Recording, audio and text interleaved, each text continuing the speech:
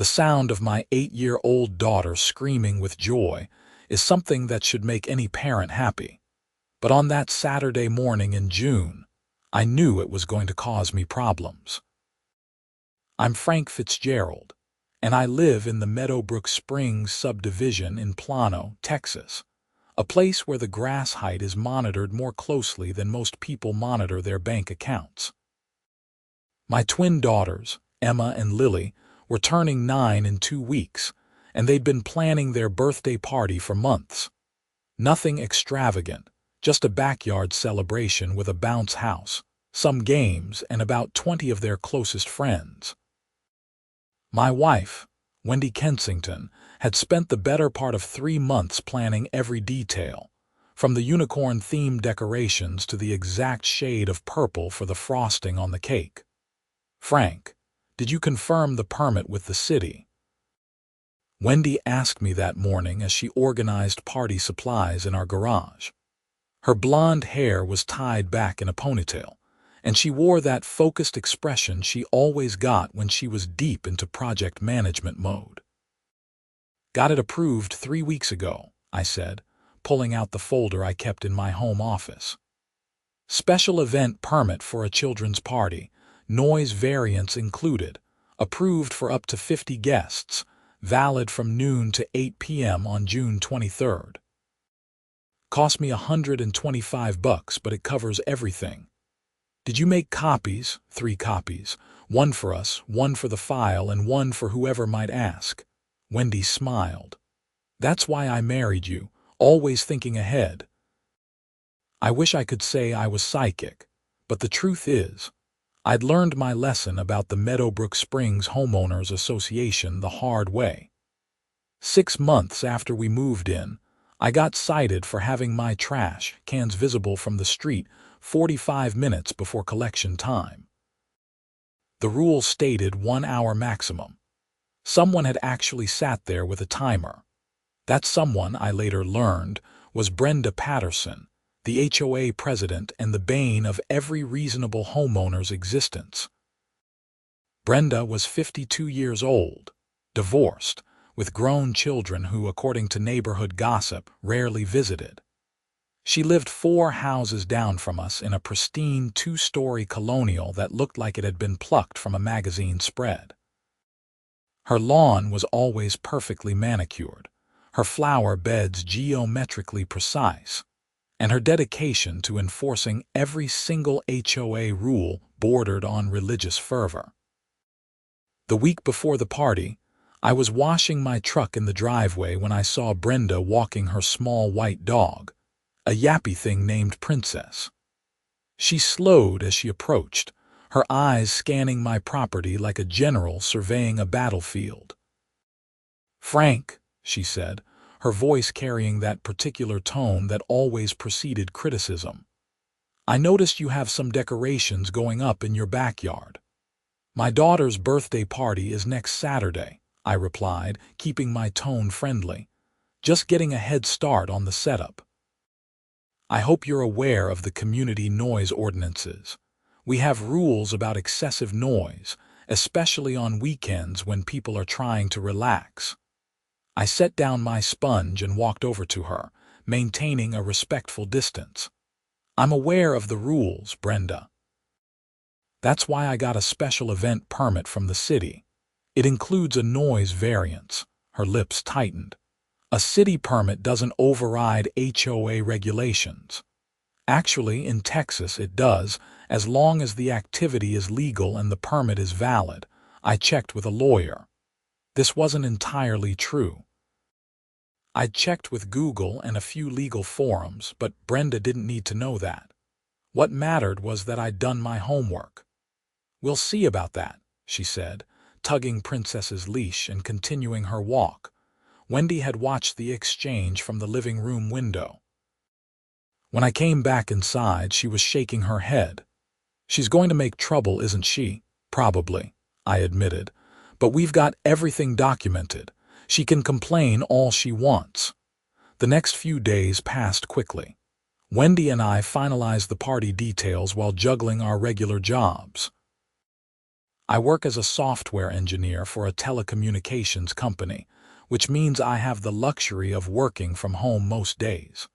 Wendy is a physical therapist at a clinic in Richardson, about 20 minutes away. Our schedules give us flexibility, which we needed for managing the party preparation. Emma and Lily were beside themselves with excitement. They helped Wendy make invitation cards, pick out party favors, and debate the merits of chocolate versus vanilla cake.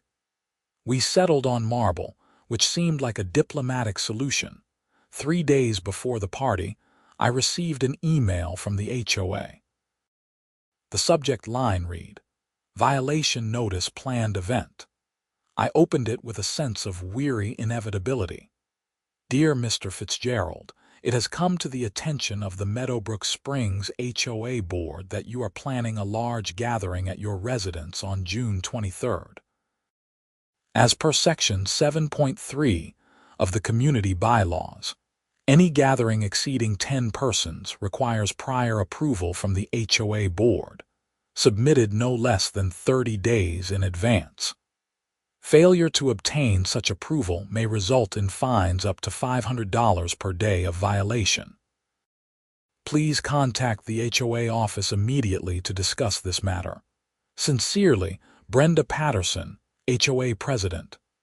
I read the email twice, then pulled out our HOA bylaws. I'd learned to keep them handy. Sure enough, Section 7.3 existed, but there was a subsection I was certain Brenda had conveniently ignored. It stated that any event with a valid city permit was exempt from the 30-day notice requirement, provided the homeowner informed the HOA at least 72 hours in advance. I checked the calendar. It was Monday, and the party was Saturday. That gave me well over 72 hours. I drafted a response, attaching a copy of the city permit and citing the relevant subsection. I kept my tone professional and factual, though I wanted to write something far more colorful. I CC'd the entire HOA board, which consisted of Brenda, the Vice President Gary Muller, the Treasurer Deanne Shore, and the Secretary Tom Hernandez. I'd met all of them at various community meetings, and while they weren't all as aggressive as Brenda, they tended to defer to her leadership. Within an hour, I received a reply from Brenda. "Mr. Fitzgerald, the subsection you cite is not applicable in this case, as it pertains only to events of a commercial nature. Your party, while covered by a city permit, is still a private event, and thus requires the 30-day notice. The board will be meeting Thursday evening to discuss potential enforcement action."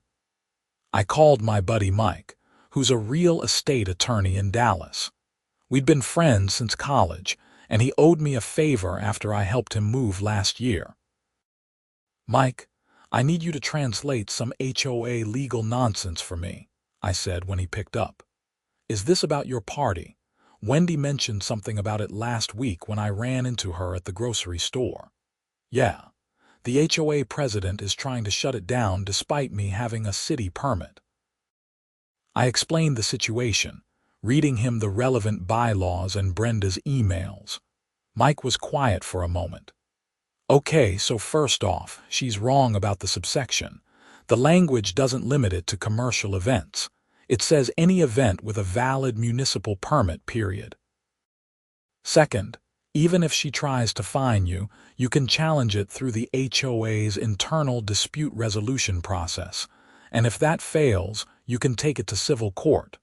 But honestly, it probably won't get that far." "What do you mean?" HOAs hate lawsuits. "They're expensive, and if she's clearly violating the bylaws, the other board members won't want to risk it. Send another email, quote the exact language of the subsection, and mention that you've consulted with an attorney who confirms your interpretation.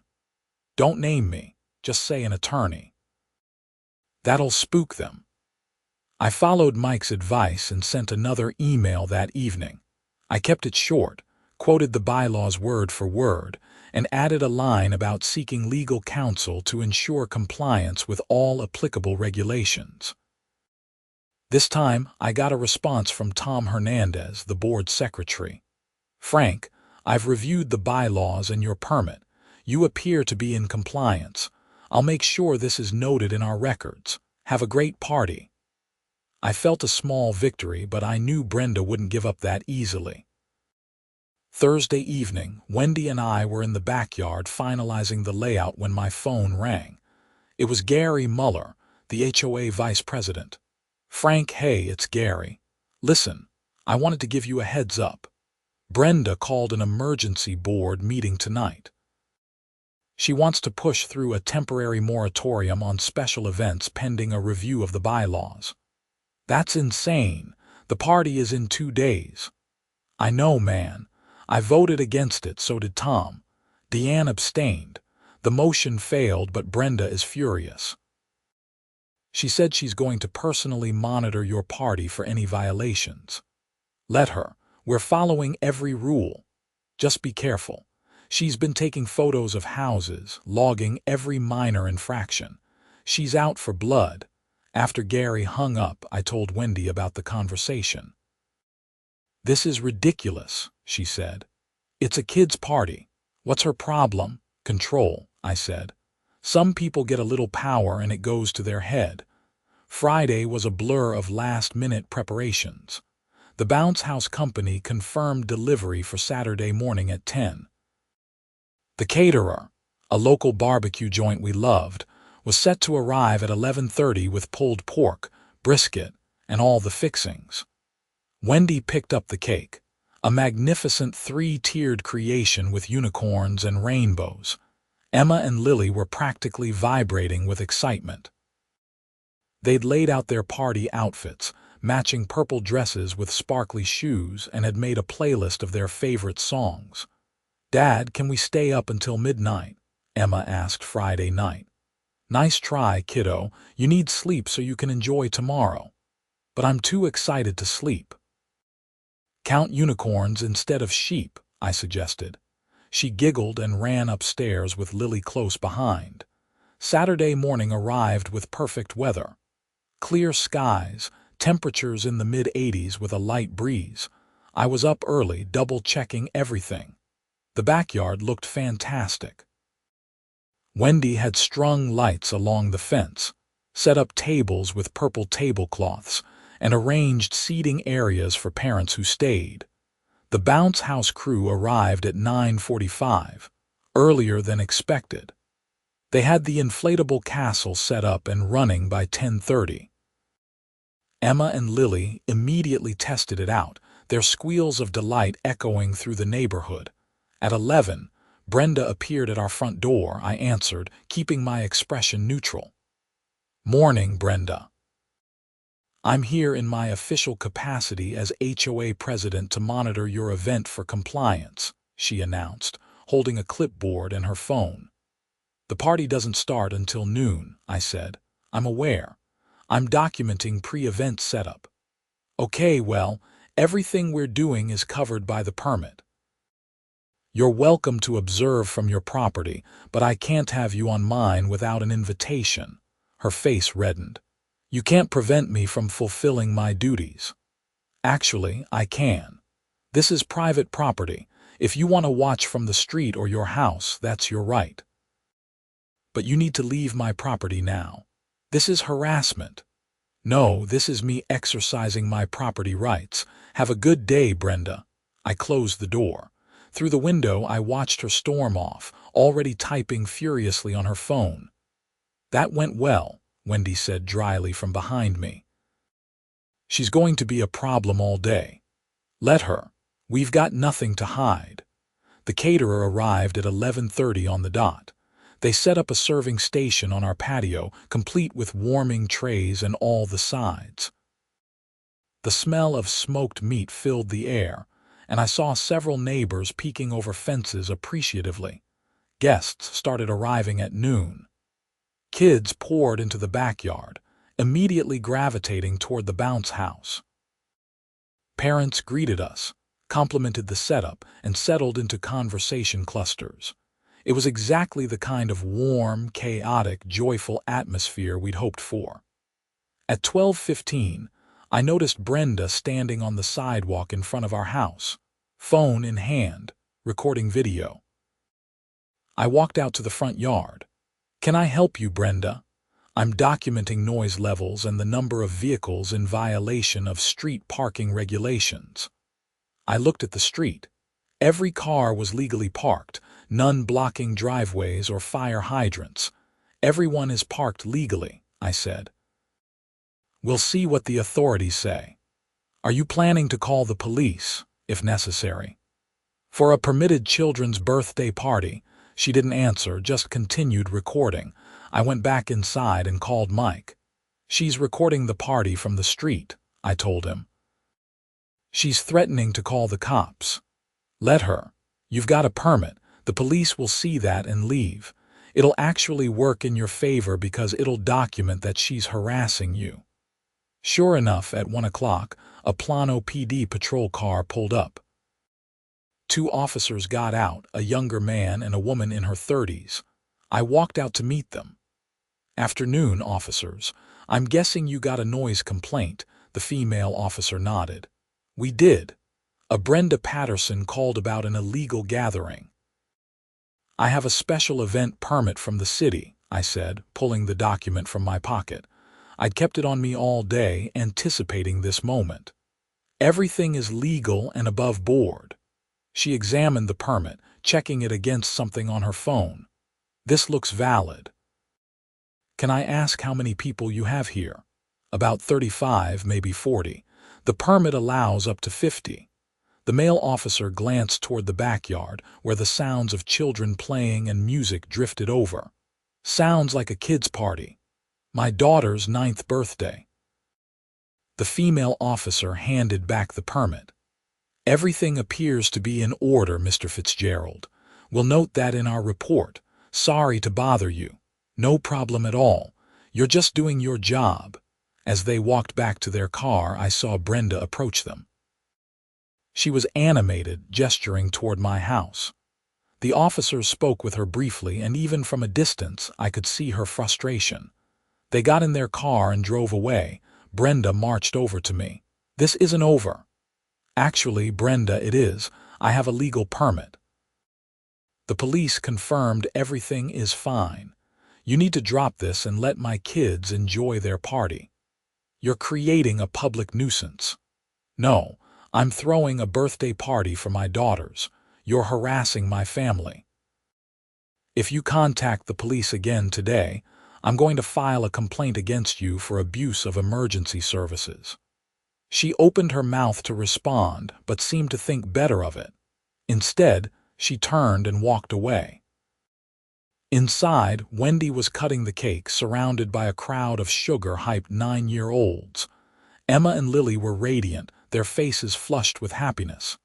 "Everything okay?" Wendy asked when I came back. "Cops came and went. We're all good." Seriously. Brenda called them. They checked the permit and left." Wendy shook her head. "She's unbelievable." The party continued without further incident. The kids played games, demolished the cake, and wore themselves out in the bounce house. Parents told us it was one of the best birthday parties they'd been to, which made all the stress worthwhile. By 7 o'clock, the last guests had left. The bounce house company came to break down and haul away the inflatable. The caterer packed up their equipment. Wendy, the girls, and I collapsed on the patio furniture, exhausted but happy. "Best birthday ever," Lily declared. "Agreed," Emma said. "Can we do it again next year?" "Let's get through this year first," I said. Monday morning, I received another email from the HOA. This one was from Diane Shore, the treasurer. "Frank, on behalf of the HOA board, I want to apologize for the disruption to your daughter's party this weekend. After reviewing the situation, the board has determined that your event was fully compliant with all applicable regulations. The matter is closed. Additionally, we will be reviewing our event notification procedures to prevent similar misunderstandings in the future. Best regards, Deanne." I replied, thanking her for the clarification, feeling a sense of relief. That relief was short-lived. Wednesday morning, I found a formal letter in my mailbox. It was from Brenda, written on HOA letterhead, but clearly not authorized by the board. Mr. Fitzgerald, while the HOA board has chosen not to pursue violations related to your recent event, I am personally filing a complaint with the City of Plano regarding potential permit fraud. I have evidence that suggests your party exceeded the parameters outlined in your permit, including guest count and noise levels. This matter will be investigated by the appropriate city departments. Brenda Patterson, HOA President. I was furious. This wasn't about rules or regulations anymore. This was personal vendetta. I called Mike again. She's filed a complaint with the city claiming permit fraud. On what grounds? She says we exceeded guest count and noise levels. Did you? No, we had maybe 40 people at the peak and the permit allowed 50. The noise was normal party levels, nothing excessive. Okay, here's what you do. Contact the city's special events department, explain the situation. Provide any evidence you have that shows you were in compliance. Photos, videos, whatever. They'll investigate her claim and dismiss it. Can I do anything about her harassment? You could file a civil suit for harassment, but it's expensive and time-consuming. A better option might be to rally other homeowners and push for her removal from the HOA board. That last suggestion stuck with me. I knew I wasn't the only one who'd had problems with Brenda. Over the next few days, I started talking to neighbors. What I found was a pattern of aggressive enforcement, selective rule application, and petty vindictiveness. Tom Chen, who lived 2 streets over, told me Brenda had fined him $300 for having a wreath on his door that was not in compliance with seasonal decoration guidelines. The wreath was for his daughter's graduation. Maria Rodriguez, a single mother of 3, had been cited for her kids' bicycles being visible in the front yard. The bikes were there for 20 minutes while the kids had a snack. Even Gary Muller, the vice president, admitted that Brenda had become increasingly difficult to work with. She used to be reasonable, he said. But in the last year or so, she's gotten obsessed with control. I think it's because her kids don't visit and she's got nothing else to focus on. I felt sorry for her, but sympathy didn't excuse harassment. The city called me on Friday. A representative from the Special Events Department asked me to come in and discuss the complaint filed against me. I took time off work and drove to the Plano Municipal Center. The representative, a woman named Sandra Gomez, was friendly and professional. Mr. Fitzgerald, we received a complaint alleging that your event on June 23rd violated the terms of your special event permit. Can you walk me through what happened? I explained the entire situation, from obtaining the permit to Brenda's harassment to the police visit. I showed her photos from the party, including time-stamped images that showed the guest count. I also had a statement from the bounce house company confirming the setup and breakdown times, and one from the caterer about the number of servings provided. Sandra reviewed everything carefully. Your documentation is very thorough. I knew there might be issues, so I made sure to cover my bases. Well, it's clear you were in full compliance with the permit. The complaint will be dismissed.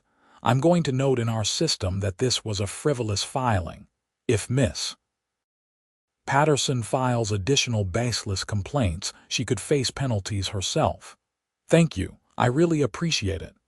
Out of curiosity, is this an ongoing issue with your HOA? I hesitated, then decided to be honest.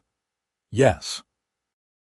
The president has been targeting my family, and I've learned she's done the same to other homeowners. You might want to document everything and consider filing a formal complaint with the Texas Real Estate Commission. They oversee HOA conduct. That was new information. I thanked Sandra and left, my mind already working through next steps. When I got home, Wendy was waiting with news of her own. I ran into Deanne Shore at the store. She said there's going to be a special board meeting next Tuesday. Some homeowners have filed a petition to remove Brenda as president. How many signatures? 35. You only need 25 to trigger a vote. Did you sign it? Hell yes, I did. The following Tuesday, Wendy and I attended the HOA meeting at the community center. The room was packed, easily 60 or 70 homeowners. Brenda sat at the front table with the other board members, her face a mask of tight control. Gary Muller called the meeting to order. We're here tonight because a petition has been submitted calling for a vote of no confidence in President Patterson. Per our bylaws, this requires a majority vote of homeowners present. Before we vote, Miss Patterson has the right to address the assembly. Brenda stood, gripping the podium. I have served this community faithfully for 5 years. Everything I have done has been in accordance with our rules and for the betterment of Meadowbrook Springs. This petition is the result of a few disgruntled homeowners who don't want to follow the rules. If you vote to remove me, you're voting for chaos and declining property values. She sat down to scattered, uncomfortable silence. Gary then opened the floor for comments. Tom Chen spoke about his fine for the graduation wreath. Maria Rodriguez described being cited for her children's bikes. A man I didn't know talked about being threatened with fines for having his garage door open while he worked on a project. I stood and shared my experience with the party, the permit, and Brenda's false complaint to the city. This isn't about rules, I said. It's about someone who's abusing her position to harass homeowners. We all want a nice community, but not at the cost of our peace and dignity. When the comments ended, Gary called for the vote. It was done by secret ballot. We all filled out slips of paper and dropped them in a box. The count took 15 minutes. Gary, Tom, and Deanne tallied the votes while the rest of us waited in tense silence. Finally, Gary stood. The votes have been counted. 48 in favor of removal, 12 against. The motion passes. Brenda Patterson is removed as HOA president, effective immediately. The room erupted in applause. I saw Brenda's face go pale, then red. She gathered her things and left without a word. Diane Shore was elected interim president until the next regular election. One of her first acts was to announce a comprehensive review of recent HOA actions and fines. We're going to make sure this community operates fairly and transparently, she said. If you've been unfairly fined or targeted, please submit a written complaint to the board. We'll review each case. Over the next few weeks, dozens of complaints were filed. Deanne and the board worked through them systematically. Many fines were rescinded, including Tom's $300 charge. I also followed up on Sandra Gomez's advice and filed a complaint with the Texas Real Estate Commission about Brenda's conduct. The process was bureaucratic and slow, but I wanted it on record. Life in Meadowbrook Springs gradually returned to normal. The atmosphere in the neighborhood shifted, became lighter. People smiled more, waved to each other. It was like a weight had been lifted. Emma and Lily, blissfully unaware of most of the adult drama, still talked about their birthday party as the best day ever. That made everything worthwhile. One Saturday morning, about a month after the HOA meeting, I was mowing the lawn when I saw a moving truck in front of Brenda's house. I paused, watching as movers loaded furniture and boxes. Later that day, Gary stopped by. "Did you hear? Brenda's moving." Apparently, she got a job in Austin and decided to make a fresh start. "Good for her," I said, and I meant it. Despite everything, I hoped she'd find whatever she was looking for. Deanne wanted me to tell you that the board is voting on new event policies next week. They're going to streamline the process, make it easier for homeowners to host parties and gatherings. Your situation really highlighted how broken the old system was. I'm glad something good came out of it. In August, the HOA held its regular annual meeting. Deanne ran for president officially and won in a landslide. Tom Hernandez remained secretary, and Gary stayed on as vice president. They elected a new treasurer, a retired accountant named Bill Foster, who promised to bring professionalism and fairness to the role.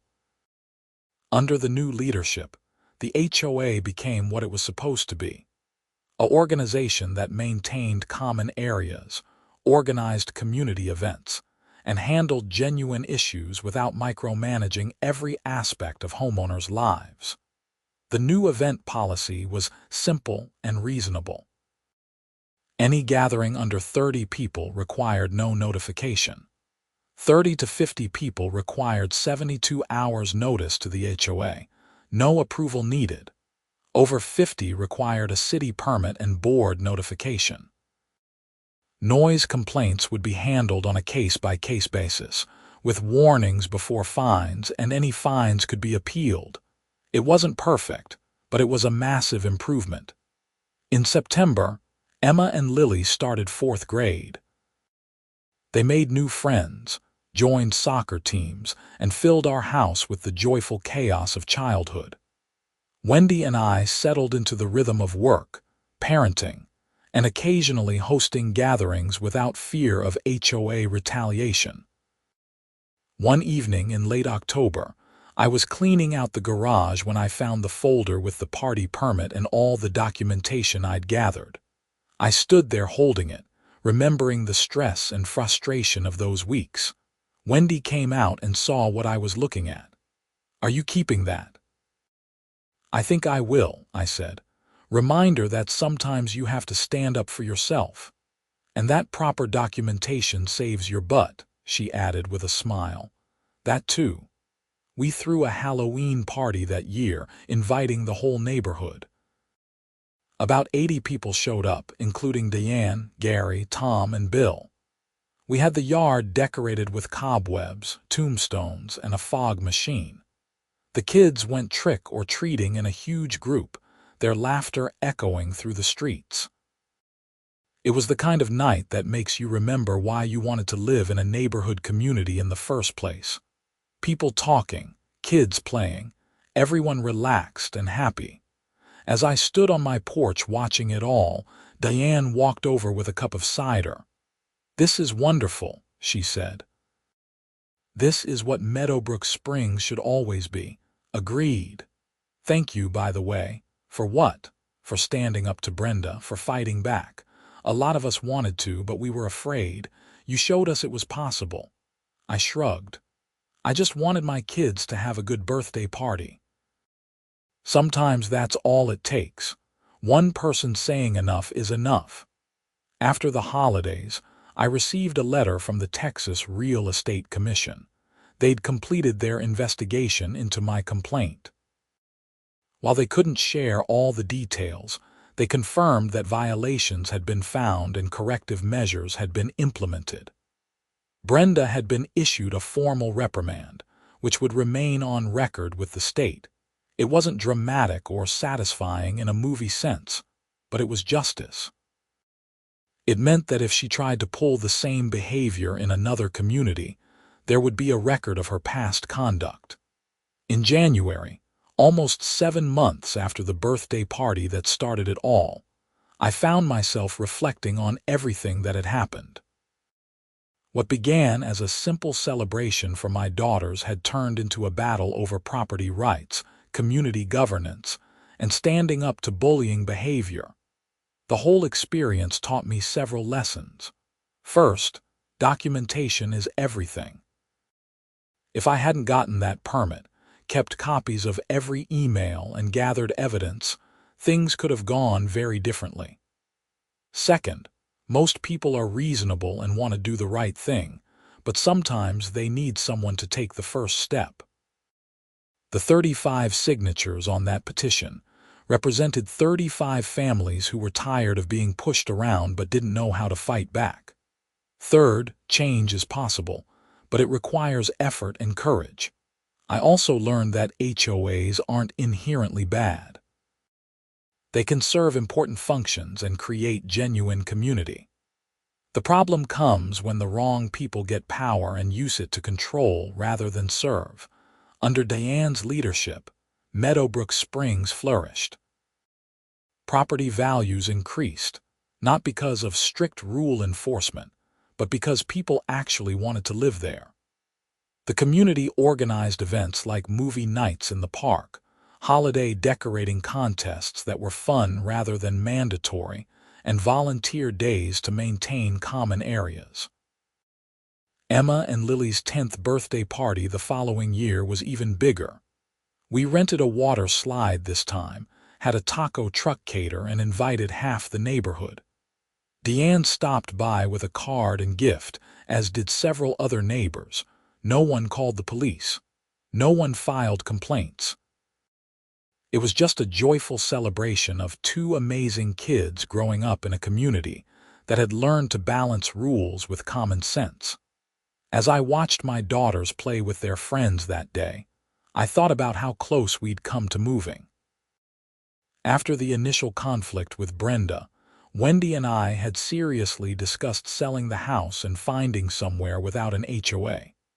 We'd looked at listings, talked to a realtor, and calculated the costs, but we decided to stay and fight. Not just for ourselves, but for everyone else who'd been targeted. That decision had made all the difference, standing there in my backyard, listening to children laugh and watching neighbors chat over plates of food. I felt a deep sense of satisfaction. This was what we'd fought for. This was why it mattered. The sun was setting, casting orange and pink across the Texas sky. The party was winding down, kids getting tired, parents gathering their things. Wendy came over and slipped her hand into mine. "Good party," she said. "Great party," I corrected. "Think we'll do it again next year?" "Absolutely." "Maybe we'll get a petting zoo," she laughed. "Let's not get crazy."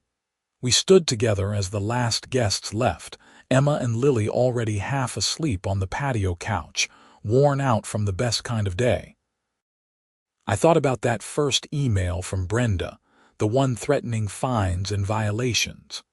I thought about standing at my front door, explaining my rights, refusing to be intimidated. I thought about all the small moments of courage from dozens of homeowners who'd finally said enough. It wasn't a dramatic story with clear villains and heroes. Brenda wasn't evil, just misguided and lonely, channeling her unhappiness into controlling others. We weren't crusaders, just parents who wanted to celebrate our kid's birthday without harassment. The resolution wasn't a courtroom showdown or a dramatic confrontation, but a community vote and policy changes. But it was real, it was our story, and it mattered. In the months and years that followed, I became more involved in the HOA. I joined the Architectural Review Committee, helping to update guidelines to be more flexible and reasonable. I organized neighborhood events, from block parties to charity fundraisers. I made sure that new homeowners understood their rights and the resources available if they faced unfair treatment. The community became stronger, more connected. People looked out for each other, not in the sense of monitoring rule compliance, but in genuine neighborly care. When the Johnsons' house flooded, a dozen families showed up to help with cleanup. When elderly Mr. Patterson needed rides to medical appointments, neighbors organized a schedule. When the Rodriguezes struggled financially, the community quietly organized support. This was what Brenda had claimed to want, a strong, valuable community. But she tried to achieve it through control and fear, which only breeds resentment. True community comes from respect, flexibility, and recognizing that rules serve people, not the other way around. Years later, Emma and Lily would occasionally ask about the birthday party drama, having picked up bits and pieces from overheard conversations. I'd explain it to them in age-appropriate terms, focusing on the lessons. Stand up for what's right, document everything, and don't let bullies win. "Were you scared?" Emma asked once. "A little," I admitted. "Not of Brenda specifically, but of the stress and conflict. Nobody likes fighting with neighbors. But you did it anyway. Because it was important, and because I had your mom and lots of other people supporting me. And because you wanted us to have a good party," Lily added. "That too," I agreed, pulling her into a hug. The story of our battle with the HOA became something of a neighborhood legend. New families moving in would sometimes hear about it and seek me out for advice. I was happy to help, sharing what I'd learned about permits, documentation, and standing up to unreasonable authority. But more importantly, it became a reminder. A reminder that ordinary people can make a difference. That documentation and preparation matter. That community is worth fighting for. That rules without reason are just tyranny in miniature. The permits folder stayed in my home office, a thick collection of documents that represented those intense weeks. Sometimes I'd flip through it, remembering the stress and uncertainty, but also the satisfaction of knowing we'd done everything right. Meadowbrook Springs wasn't perfect. No place is. But it was ours, shaped by the collective efforts of families who wanted to live in a place that balanced order with freedom, community with individuality, rules with compassion. And it all started because I wanted to throw a birthday party for my daughters. As I sit here now, writing this all down, Emma and Lily are teenagers. They don't remember all the details of that 9th birthday party, but they remember it was amazing. They remember feeling celebrated and loved. They remember their friends, the bounce house, the cake. They don't remember the stress, the emails, the confrontations. We shielded them from most of it, as parents should, but they've absorbed the lessons. When Emma faced a bully at school, she documented incidents and reported them properly. When Lily disagreed with an unfair teacher policy, she researched the student handbook and presented her case respectfully but firmly. They learned that you can fight back against unfairness without being cruel. That documentation and preparation are powerful tools. That standing up for yourself doesn't mean standing alone. These lessons came from watching Wendy and me navigate the HOA conflict, even if they didn't realize it at the time.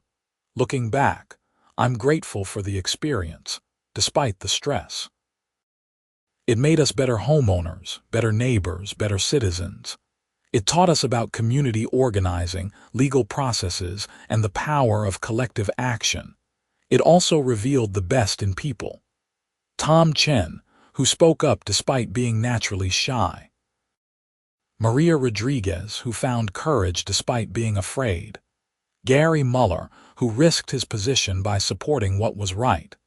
Diane Shore, who stepped up to lead with integrity.